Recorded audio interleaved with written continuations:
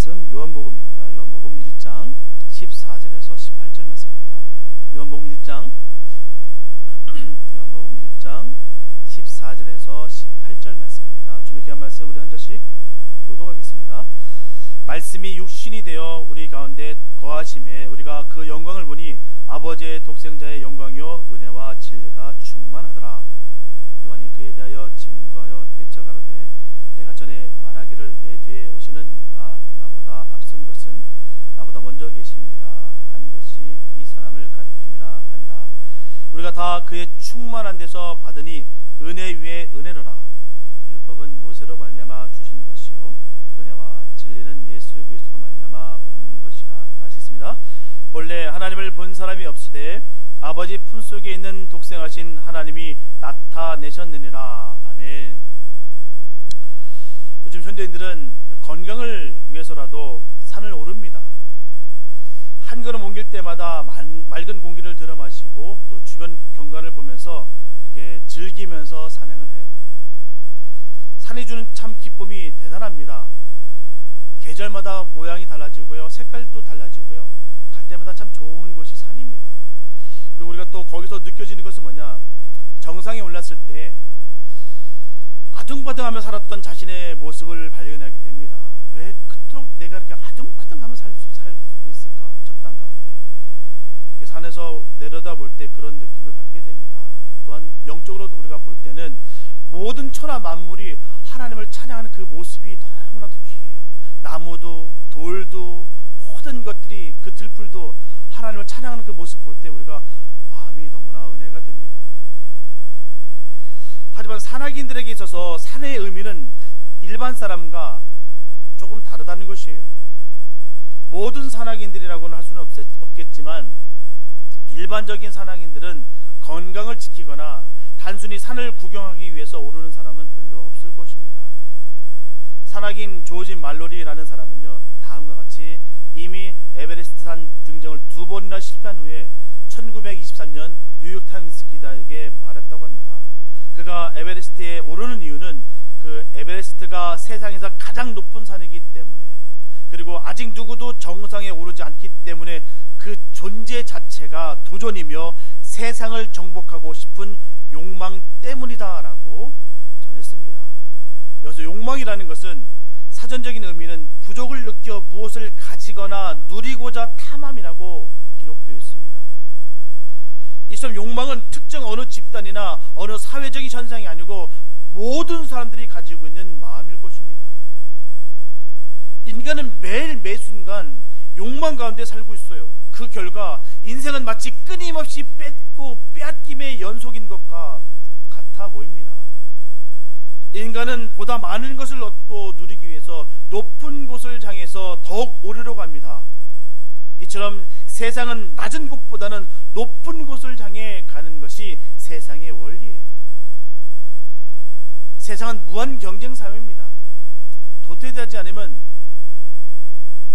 달려가지 않으면 도태될 수밖에 없는 그런 사회 현상이 모습입니다.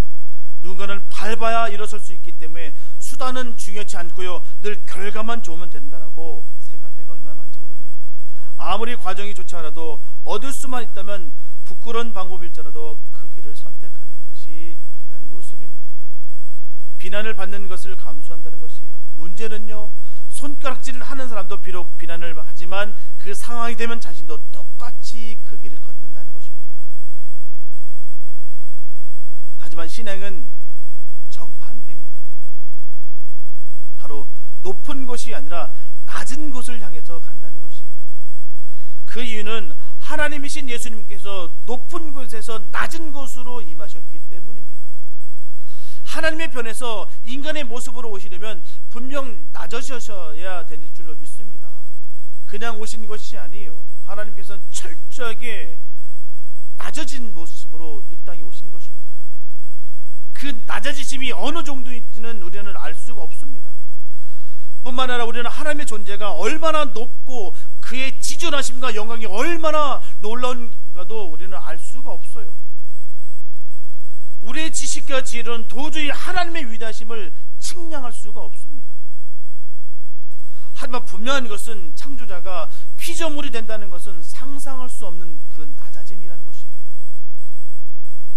이처럼 예수님은 성육신하셔서 정말 초라한 모습으로 역사의 무대에 서셨습니다.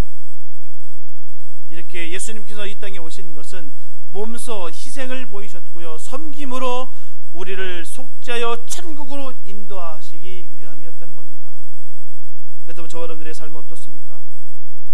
저와 여러분들도 정말 임마누엘의 그 주님을 만나기 위해서 높아진 마음을 낮추고 계십니까? 낮은 자리로 가면 주님의 마음이 보이고요, 낮은 자리로 가야 비로소 주님이 행하신 그 사명과 그 사명의 길이 보이는 것입니다. 분명하게 섬김의 삶은 낮은 자로 살아갈 때 가능한 것이에요. 세속적인 성국은 억압의 자리를 추구합니다. 큰 소리를 치며 사람들을 거느리는 삶을 성공이라고 말합니다. 그러나 낮은 자의 자리에 오신 예수님은 섬기는 자의 모습으로 오셨어요. 주님은 소외되고 외면당하는 약자들 돌보셨고, 깨어지고 병들고 무시당한 억울한 자들의 편을 드셨습니다. 그렇다고 성공하지 말라는 것은 아니에요. 성공해야 됩니다. 어느 누구보다도 우리 성공해야 돼요. 그러나 세상 가운데 성공해서도 주님의 성도로서의 낮은 마음을 가지고 살아가야 함을 말하는 것입니다. 우리의 마음을 낮추면 만날 수 있는 사람들이 있어요. 섬길 수 있는 대상들이 많아집니다. 고통받는 이웃의 친구가 될 수가 있어요. 그러나 고개를 들면 보이는 것이 없습니다. 오늘 본문을 통해 우리의 마음을 낮추시기 바랍니다. 그래야 낮은 자의 모습으로 오신 그 예수님을 만날 뿐만 아니라 그 삶을 본받아 낮은 자와 함께 하시기를 축복합니다. 첫째, 예수님은 말씀으로 오셨어요. 본문 1절에서 전하기를 말씀이 육신이 되어라고 말씀하고 있습니다. 이 말씀은 예수 그리스도의 성육신에 관한 말씀이고요, 이 말씀은 복음서 전체의 가장 핵심적인 내용입니다. 기독교 교리는 삼위일체론을 믿는 것이에요. 만약에 이 삼위일체론을 부정하면 그것이 바로 이단입니다. 그래서 삼위일체라는 것은 한 분의 하나님이 성부의 하나님, 성자 하나님, 성령 하나님이라는 세 가지 위격을 가지신다는 것이에요. 쉽게 설명하자면 이 중에 성부 하나님은 하나님의 본체이시고, 성자 하나님은 본체신 성부 하나님의 입으로부터 나오는 말씀이고, 성령 하나님은 본체신 성부 하나님의 지혜 혹은 생각이십니다. 요한 사도는 이 말씀하신 성자 하나님이 성부 하나님과 함께 계셨다라고 증거하는 것이에요. 그리고 이 말씀은 곧 하나님이라고 분명히 전하는 것입니다. 하나님의 생각과 뜻과 혹은 생각이 말씀으로 표현될 때 그 말씀이 성자 하나님이심을 밝히는 것이에요. 태초부터 말씀으로 계셨던 성자 하나님이 육신의 옷을 입고 세상에 오셨습니다. 우리는 이걸 믿는 것이에요. 그분이 육신을 입고 이 땅에 오셨다는 것. 그래서 오늘 본문에 육신이 되어라고 했어요. 여기서 육신이라는 단어는 단순한 육체적 형태를 말하는 것이 아닙니다. 바로 몸과 영혼 전체를 말하는 것이에요. 다시 말씀드리면 인간성 전체를 의미하는 것입니다. 그렇기 때문에 하나님이 인간이 되셨다는 것은 하나님께서 단순히 인간의 형태만 취한 것이 아니라 인간성 자체를 취하셨다는 것입니다. 온전히 인간으로 오셨다는 것이에요. 그러므로 하나님이 사람이 되셨다는 말은 온전한 그 하나님께서 온전한 인간으로 오셨다는 것입니다. 특별한 몸을 갖고 오시는 게 아니라 똑같은 우리 몸을 갖고 오셨다는 사실입니다. 그렇기 때문에 그분은 인간이셨지만 죄가 없으셨어요. 그분 하나님이셨기 때문입니다. 베드로전서 2장 22절의 말씀 보게 되면 저는 죄를 범치 아니하시고 그 입에 괴사도 없으시며라고 분명히 말씀하고 있습니다. 그분은 완전한 하나님이시면서 동시에 완전한 인간이 되십니다. 이것이 그리스도의 실존입니다. 우리는 이것을 믿는 것입니다. 요한일서 1장 1절에서는 전하기를 태초부터 있는 생명의 말씀에 관하여는 우리가 들은 바요 눈으로 본 바요 주목하고 우리 손으로 만진 바라라고 되어 있습니다. 그래서 눈으로 보고 귀로 듣고 손으로 만졌다라고 분명히 말씀하고 있는 것입니다. 이렇게 예수님이 입으신 육신은 완전한 육신이었으며 이 성육신의 교리가 영원한 진리임을 분명히 증거하고 있는 것입니다. 우리 주님은 몸을 입고 오셨어요. 이렇게 완전한 하나님이 완전한 사람으로 오셨다는 이 성육신의 진리는 결코 인간의 지혜로는 인정할 수 없고 합리적으로 논리적으로 이해할 수가 없습니다. 만약에 하나님을 인간의 기준으로 다 한다고 한다면 그때부터 하나님이 아닙니다. 하나님을 우리가 하나님으로 인정하는 것이에요. 우리의 머리로서는 하나님을 우리가 칭량할 수가 없습니다.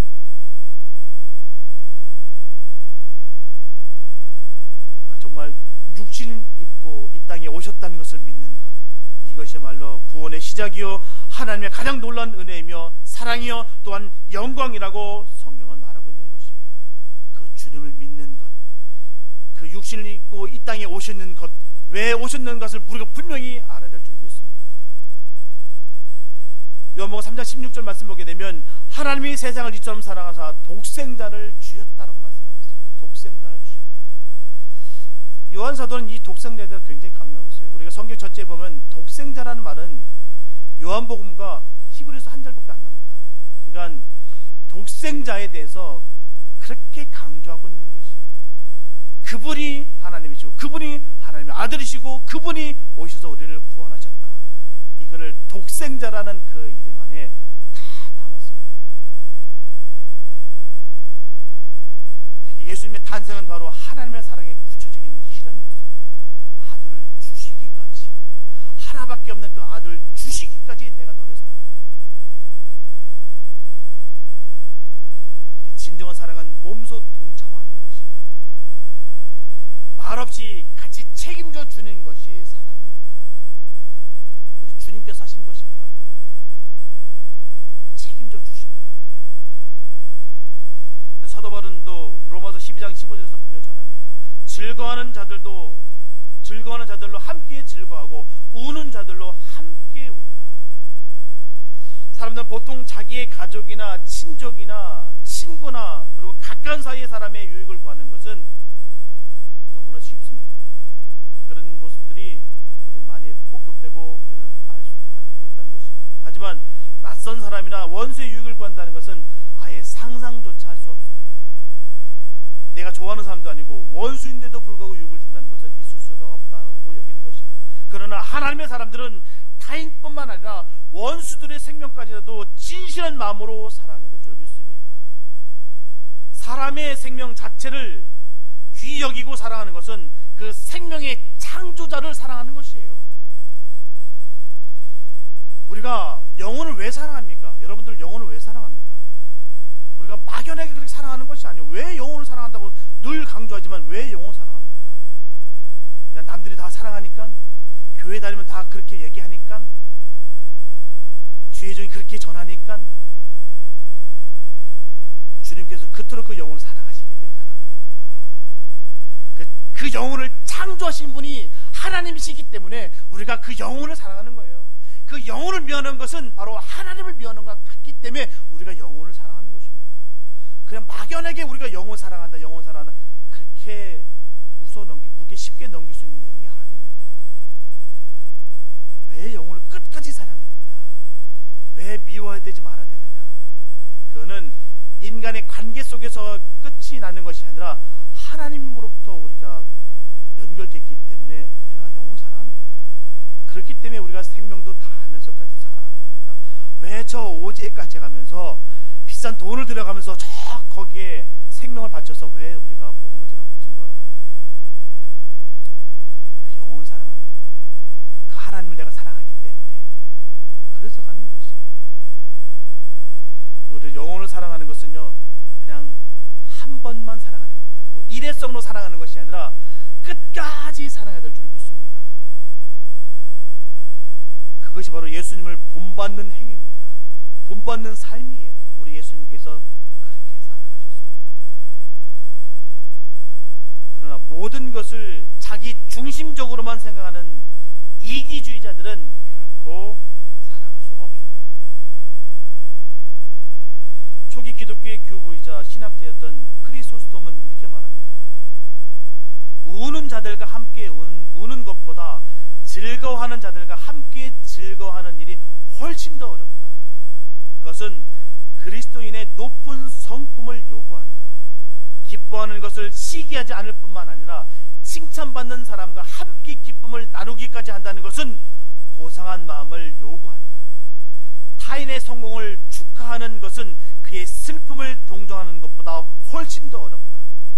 특히 그의 성공이 우리의 실패와 관련이 있을 경우는 더욱 그렇다. 타인의 성공을 우리 자신의 것 같이 즐거워할 수 있을 때는 오직 자아를 죽였을 때만 가능하다.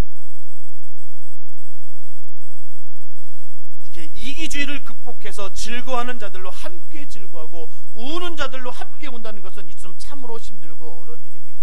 그냥 되는 것이 아니에요. 내가 노력해서 되는 것이 아닙니다. 우리는 늘상 얘기해요. 날 사랑한다. 내가 함께 하긴 한다. 그러나 내 마음속에서는 이게 안 움직여져요. 우리가 이 해결될 게 뭐냐면 이 감정입니다. 우리 이 감정 때문에 믿음을 버리고 신앙이 탈락한 사람들이 얼마나 많은지 모릅니다. 우리가 인간적인 마음으로 해서는 이해는 갈 수 있으나 우리가 영적인 시선으로 바라봤을 때는 어리석은 것이에요. 왜요? 믿음에서 탈락된 것만큼 불쌍한 것이 없기 때문에. 내가 철저히 자아가 깨져야만, 내가 죽어야만 내가 주님의 일을 감당할 수 있으며 내가 내 신앙을 내가 지킬 수가 있는 것이에요. 얼마나 극변하고 얼마나 변화가 되는 게 내 마음인데요. 내 자신도 못 믿는 게 우리입니다. 내 마음도 하루도 12번이 더 바뀝니다. 내가 죽지 않으면 안 됩니다. 내가 깨지지 않으면, 내가 부서지지 않으면 안 됩니다. 내가 슬픔이 꽉 차 있는데요, 저 사람이 기뻐하는 일이 터졌을 때 내가 어떻게 가서 기쁘다고 같이 웃을 수가 있습니까? 반대로요, 저 사람한테 슬픈 일이 있을 때 가가지고 내가 울어주는 건, 내 마음은 지금 기뻐 죽겠는데 내가 어떻게 해서 눈물이 납니까? 내가 깨지지 않으면 안 돼요. 내가 철저히 부서지지 않으면 안 됩니다. 로마서 15장 3절에서 분명히 전하고 있습니다. 주님께서는 자기를 기쁘게 하지 않았다라고 분명히 전하고 있습니다. 자기를 기쁘게 하지 않았다. 자기만 생각하는 것이 아니라 이기주의의 핵심인데, 그런 자기만 생각하는 것이 이기적인 핵심인데, 예수님께서는 비방하는 자들의 비방까지도 참으시면서 타인의 유익을 구하셨다는 것이에요. 그리고 산자들로 하여금 다시는 자신을 위하여 살지 아니하고 오직 저희를 대신하여 죽었다가 다시 사신 자를 위하여 살게 하라고 모든 사람을 대신하여 죽으셨습니다. 우리 주님의 삶이에요. 주님은 성육신 하심으로 말미암아 종의 형체를 가지셨습니다. 그럼 우리가 이기주의를 극복하기 위해서는 예수님께서 보여주신 그 본을 우리도 실행하는 것입니다. 자기를 비우는 것이요, 철저하게 깨지는 것입니다. 예수님께서 자기를 낮추시고 육신을 입고 사람이 되신 것을 생각하여 그분을 본받기를 원한다면 이기주의를 극복할 수가 있습니다. 이기주의를 극복할 뿐만 아니라 다른 사람의 유익을 구하고 그리스도를 위해 살며 사랑을 실천하게 되는 것입니다. 세상의 법칙을 넘어 하늘의 법칙으로 살아갈 수가 있는 것이요, 그러면 우리 삶 가운데 주님의 평강이 넘치는 것입니다. 우리의 가장 큰 복이 바로 평강이에요. 내가 많은 것을 다 가졌다 하나 우리 마음에 평강이 없으면 아무 소용이 없습니다. 문제는요, 이 평강을 내가 노력한데 얻어지는 것이 아니더라고요. 주님께서 주시는 것이에요. 주님으로부터 내가 평강을 받아야 내가 평안할 수 있는 것이고 평강할 수 있는 것이지, 내가 얻는다고 뺏는다고 그게 가질 수 있는 것이 아닙니다. 내가 철저히 깨지고 주님 안에 거할 때 우리가 평강한 것입니다. 말씀으로 오신 예수님은 죄인을 위하여 죄 있는 자처럼 십자가에 대신 형벌을 받아 주셨어요. 이것이 사랑입니다. 이같이 사랑이란 말이 아니고 관념이 아니고 이상이 아니라 몸소 실천하며 동참해 주는 것이, 이게 사랑입니다. 우리 주님은 동참해 주셨어요. 그 하나님 대신 그분이 육신을 입으시고 이 땅에 오셨습니다. 그러니까 이 명확한 것을 안다면 우리가 심정 주님과 함께 동참하시기 바랍니다. 사랑하시기 바랍니다. 주님과 함께 늘 이기시기 바랍니다. 자꾸 나만 바라보고 나만을 위해서 살다 보니까 평강이 없는 것이에요. 늘 불평과 불만, 내 안에 탐심만 가득하다 보니 아무리 어떤 수많은 것들 내가 마음에 집어넣는다 해도 이거 채워지지가 않아요. 우리의 삶도 이처럼 주님과 함께 실천하면서 능력 있는 삶이 되시기를 예수님 이름으로 축복합니다. 두 번째, 주님이 우리 안에 거하셔야 됩니다. 본문 1절에서 전하고 있듯이 말씀이 육신이 되신 그분이 우리 가운데 거하심에라는 것입니다. 여기서 거한다는 것은요, 이 표현은 직역하게 된다면 장막을 친다라는 뜻입니다. 그래서 말씀이 육신이 되어 우리 가운데 장막을 치셨다라고 번역이 되는 것이에요. 이것은 요한 사도가 예수님의 성육신을 구약식으로 표현한 것입니다. 구약에서는 하나님이 이스라엘 백성들과 함께 거하기 위해서 모세를 하여금 성막을 짓게 합니다. 그리고 그 성막 안에 지성소 안에 거하시면서 이스라엘 백성들과 만나셨어요. 거기서 그들이 행하는 모든 것을 보시며 그들을 인도하시고 간섭하셨습니다. 본문에서 전하기를 그 영광을 보니 아버지의 독생자의 영광이요 은혜와 진리가 충만하더라. 우리가 그 영광을 보기를 원합니다. 우리가 예배 가운데 영광을 보기 원합니다. 우리가 뭐 아는 사람도 그 얘기해요. 예배 본다, 예배 본다. 예배를 보면은 제대로 보시기 바랍니다. 우리가 예배를 드려야 되는데 예배를 보는 것은 그 하나님의 영광을 봐야 되는 것이에요. 주님의 임재를 우리가 보는 것입니다. 내 마음이 주님으로 꽉 찰 때 그게 보이는 것입니다. 예수님은 자신을 성전에 비유하셨어요. 성전 되신 그 예수님의 몸 안에 하나님의 영광이 머물었다라고 말하고 계십니다. 이 하나님의 영광을 바라보는 말미암아 본체이신 그 하나님의 계심을 우리가 알 수가 있는 것이에요. 우리가 성도인 것을 알 수 있는 것은요, 그 사람의 그 몸에 그 삶에 예수님의 흔적이 있는 것입니다. 그게 바로 우리가 주님의 영광을 바라보는 것이에요. 그 은혜와 진리가 충만하더라라고 말씀하고 있습니다. 지성소에 영광으로 임재하고 계셨던 그 하나님께서 이제는 육신으로 인간들을 찾아오셔서 친히 그들과 함께 계시며 함께 말하고 다니시고 그 가운데 사시고 친히 그들에게 진리를 가르치시고 친히 인도하신 것이에요. 이것을 요한 사도는 말씀이 육신이 되어 우리 가운데 거하셨다, 우리 가운데 장막을 치셨다라고 표현하고 있는 것입니다. 구약시대는 장막 안에만 계셨지만 이제는 친히 육신으로 사람들과 함께 거하시는 것이에요. 그래서 예수님은 계시록 3장 20절에 분명히 말씀하십니다. 내가 그에게로 들어가 그로 더불어 먹고 그는 나로 더불어 먹으리라. 그렇게 하시면서 우리와 함께 살게 되셨음을 분명히 말씀하셨어요. 너는 내 안에, 나는 네 안에. 내 안에 주님이 계시면 그곳이 천국입니다. 주님이 안 계신 곳이 지옥이에요. 성령이 충만하면요, 감사만 터집니다. 우리가 내 입술의 고백이 무엇인지 한번 점검했으면 좋겠어요. 내가 정말 성령 충만하면요, 내 입술의 고백은 은혜밖에 없습니다. 상황과 형편이 얘기해 주는 것이 아니에요. 내 안에 그 기쁨이 얘기해 줍니다. 내가 기쁘다고 기뻐집니까? 내 스스로 체면 건다고 그 체면에 걸어집니까? 정말 기쁜 거예요. 정말 감사가 나는 겁니다. 왜요? 성령 충만하기 때문에. 우리가 주님 안에 꽉 차 계시기를 원합니다. 본문 18절에 보게 되면 본래 하나님을 본 사람이 없을 때 아버지 품속에 있는 독생하신 하나님이 나타내셨느니라고 말씀하고 있어요. 지금까지 하나님을 본 사람은 없습니다. 그 이유는요, 출애굽기 33장 20절에서 분명히 하나님께서는 말씀하셨습니다. 네가 내 얼굴을 보지 못하리니 나를 보고 살 자가 없음이니라. 내 얼굴을 보는 자는 다 죽는다라고 전하시는 것입니다. 이제 하나님께서 선언하셨기 때문에 어느 누구도 하나님을 볼 수가 없어요. 뿐만 아니라 하나님은 영이시기 때문에 우리의 육신의 눈으로는 결코 하나님을 보지 못합니다. 그러나 예수님이 육체의 모습을 입고 이 땅에 오셨기 때문에 예수님의 제자들을 비롯해 많은 사람들이 예수님을 직접 육신의 눈으로 볼 수가 있었습니다. 그러면 저와 여러분들은 성자 하나님이신 예수님은 지금 부활하셔서 하늘에 올라가셨고요.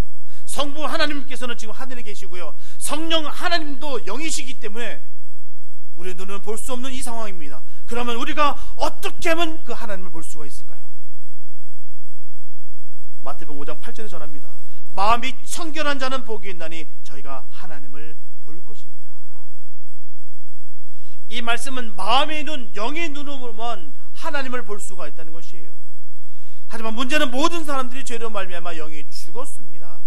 그래서 영이신 하나님을 볼 수가 없어요. 하나님을 보기 위해서는 분명하게 예수님을 믿어 죄 사함을 받고 영이 살아나야 되는 것입니다. 그래야 볼 수가 있는 것이에요. 그리고 잃었던 영의 시력을 회복시켜야 되는 것입니다. 그런 다음에 마음이 청결해야 되는 것이에요. 만약 예수님은 믿지 아니하고 사회적 도덕성과 윤리적인 양심만 바라고 해서 결코 예수님을 볼 수 있는 것은 아닙니다. 반드시 예수님을 믿는 전제하에 마음이 청결해야 주님을 볼 수가 있는 것입니다. 바로 성도로서 이중적이지 않은 마음, 위선적이지 않은 마음을 의미하는 것이에요. 그래서 마음이 세상으로 나뉘면 하나님이 안 보이는 것입니다. 교회에 있을 때는 거룩한 것처럼 보이게 하면서 세상에 나가서는 전혀 하나님의 사람의 삶을 살지 아니하고 세상 사람과 다를 바가 없이 사는 사람이 바로 이중적인 삶이며 또한 위선적인 삶이라는 것입니다. 집안에서는 마귀처럼 살다가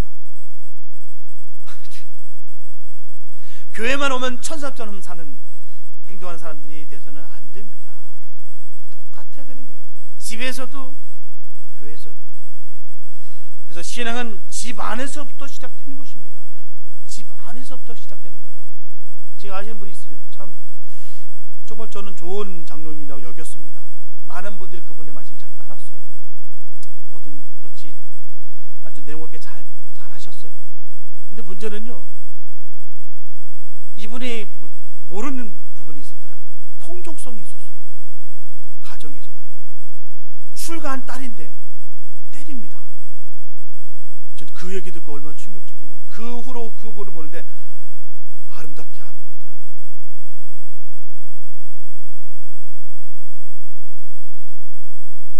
우리가 겉과 속이 다른 모습, 이런 모습이 바로 마음이 청결한 것이 아닙니다. 성도는요, 겉과 속이 똑같아야 됩니다. 보이는 게 다야 됩니다. 그게 주님이 원하시는 삶이고 마음이 청결한 것입니다. 성도는 세상과 구별된 거룩한 삶을 살아야 되는 것이에요. 세상적인 것들을 추구하면 마음이 갈려서 하나님이 안 보입니다. 우리 모두가 마음이 청결해서 하나님을 보고 사는 복되고 행복한 삶을 사시기를 축복합니다. 우리의 모습 속에서 예수의 모습이 발견되어야 되는 것입니다. 그게 우리의 모습이 되는 것이에요. 정말 우리가 왜 기도합니까? 왜 부르짖고 주님께 외칩니까? 왜 찬양하십니까? 왜 예배합니까?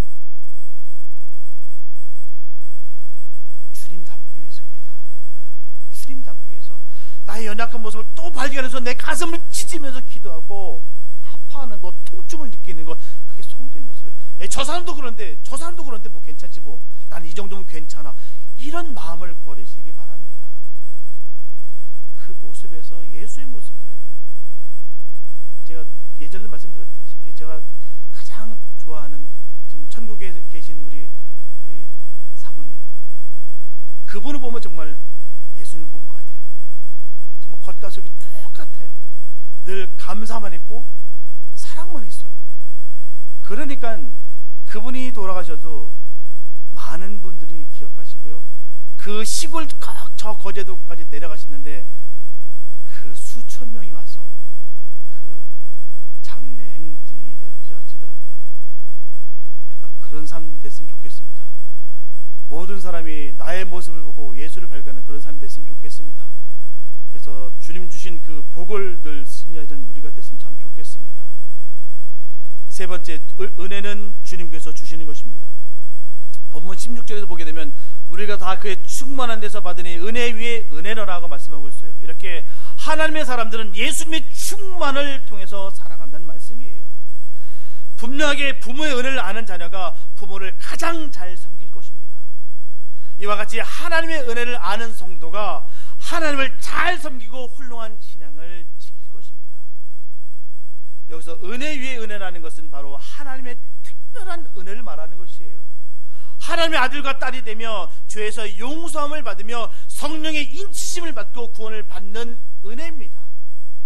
아담과 하가 범죄여 에덴 동산에서 쫓겨났을 때 하나님께서는 그 무화과 치마를 벗기시고요, 바로 가죽 옷을 입히셨습니다. 처음으로 살생이 일어나는 것이에요. 아픔의 사건이 일어나는 것입니다. 그것은 바로 하나님 자신의 아픔이었어요. 가죽 옷을 그들에게 입히신 것은 생전 처음으로 자기 몸에 걸치고 있는 그 가죽을 보면서 하나님의 사랑과 아픔과 그 은혜를 더듬어 알게 하시려는 그 사랑의 표징인 것입니다. 사람이 진정한 인간이 된다는 것은요, 은혜가 무엇인지를 깊이 깨달아가는 것이에요. 세상적으로도 얘기하지 않습니까? 은혜를 받았으면 보호하는 게 당연한 건데 보따리 내놓으라고 할 때 얼마나 사람들이 비난합니까? 인간적인 도리도 맞지 않는 거예요. 그러나 하나님께 우리가 영생을 받았는데 불구하고 하나님을 멀리하는 것, 하나님의 마음을 아프게 하는 것은 그게 바로 죄인 것입니다. 이처럼 은혜라는 것은 자격이나 공로나 노력의 대가로 얻을 수 있는 것이 아니에요. 그저 주어진 것입니다. 주님께서 주신 선물이에요. 받은 것입니다. 그리고 더 나아가서 그 은혜의 근원을 깨닫고 그것을 사모하며 받아들이게 될 때 비로소 인간성을 회복하게 되는 것입니다. 그래서 오직 주님의 은혜만을 가지고 살 수만 있다면 상황과 형편이 좋고 나쁨이 없습니다. 이것이 은혜 위에 은혜입니다. 그러면 하나님의 사람은 가난과 부자도 없는 것이에요. 그 기준이 없습니다. 오직 주님의 은혜를 가지고 사는 것이에요. 내가 가진 것이 많다나 주님이 없으면 그 사람은 가난한 자입니다. 불쌍한 사람이에요. 에베소서 2장 5절에 보게 되면 허물로 죽은 우리를 그리스도와 함께 살리셨도라고 분명히 전하고 있습니다. 만약 은혜가 연민의 정으로 끝난다면 그것은 값싼 동종에 지나지 않습니다. 지나가는 홈리스에게 우리가 일부를 적선했다고 해서 우리는 그것을 은혜를 베풀었다 말 못합니다. 일부리 그의 삶에 어떤 영향도 미치지 못하기 때문입니다. 일부를 줬다고 해서 그가 부자가 되는 것도 아니고요, 일부를 줬다고 해서 그 형편이 넉넉해지는 것도 아닙니다. 삶의 본질적인 변화를 가져다 주지 못하는 도움은 결코 은혜가 될 수가 없습니다. 삶의 질적인 변화를 가져오고 그 사람이 온전한 한 인격체로서 당당히 삶을 살아갈 때 우리는 참으로 은혜를 베풀었다라고 말할 수가 있는 것입니다. 하나님께서 우리에게 베푸시는 은혜가 진정한 은혜입니다. 주님의 은혜를 통해서 모든 인간은 새롭게 태어난 것이에요. 오늘 예수님의 은혜를 입은 자들은 과거의 죄와 허물을 벗어버리고 전혀 새로운 존재로 거듭난 것입니다. 이에 대한 성경의 증거는 너무나도 많아요. 예수님을 만남으로 인해서 많이 변화된 사람들이 얼마나 많습니까? 12명의 제자들을 비롯해서 수가성의 여인, 또 삭개오, 사도 바울, 수많은 사람들이 예수님을 통해서 변화된 사람들입니다. 그들은 예수님을 만남으로 말미암아 인생의 질적 변화를 경험한 사람들이에요. 저와 여러분들 어떻습니까? 예수를 정말 만나셨습니까? 정말 예수를 만나셨습니까? 정말 예수를 믿으시기 바랍니다. 예전에 한경진 목사님이 하신 말씀이 그 말씀이에요. 이제 다 은퇴하시고 그 산에 18평짜리밖에 안 되는 그 집에서 혼자 은퇴하시면서 사실 때 많은 목회자들이 와서 말씀을 구했어요. 우리가 어떻게 하면 되겠습니까? 목사님, 딱 한마디 난 것입니다. 예수 잘 믿으세요. 예수 잘 믿으시기 바랍니다. 우리가 거듭났다면, 우리가 영생을 얻었다면, 그 엄청난 그 은혜를 안다면 예수 잘 믿으시기 바랍니다.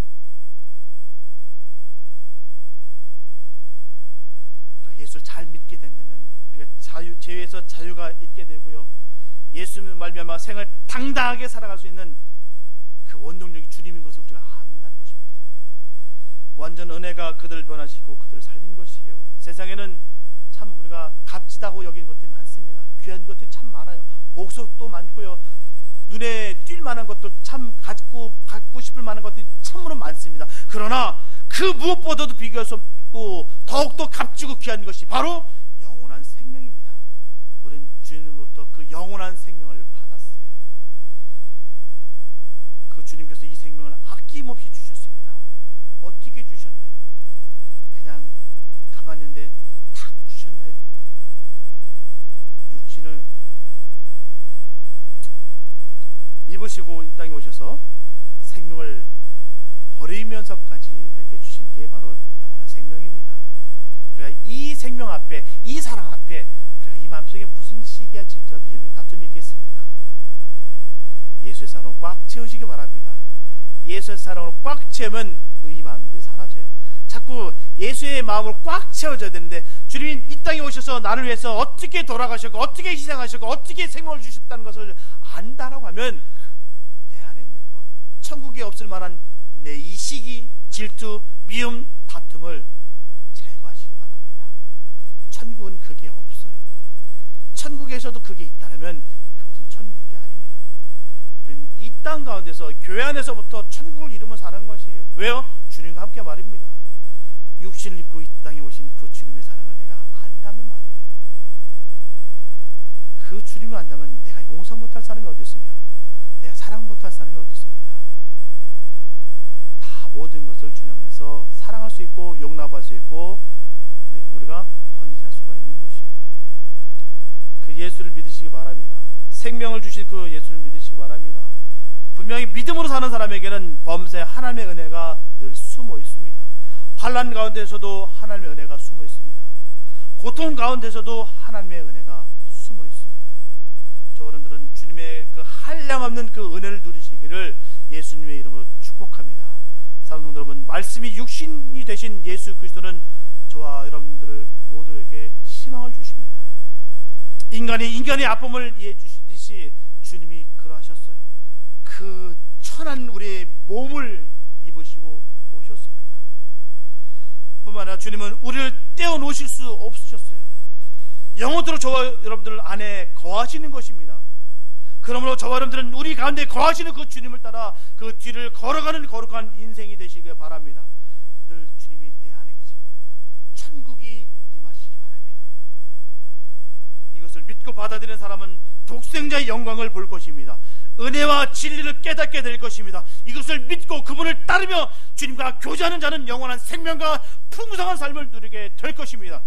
독생자의 영광, 그 속에 나타난 은혜와 진리, 이것들이 저와 여러분들이 것이 되기를 간절히 소원합니다.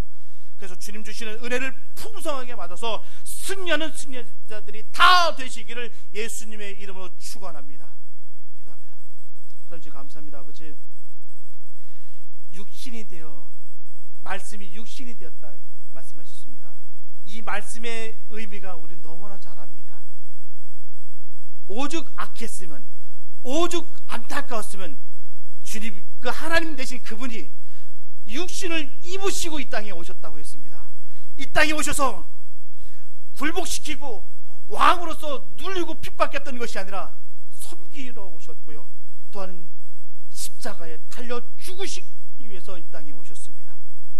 우리가 주님 말씀이 육신이 되셨던 이 말씀 하나 갖고도 우리가 은혜 받는 우리가 되게 하여 주시옵소서.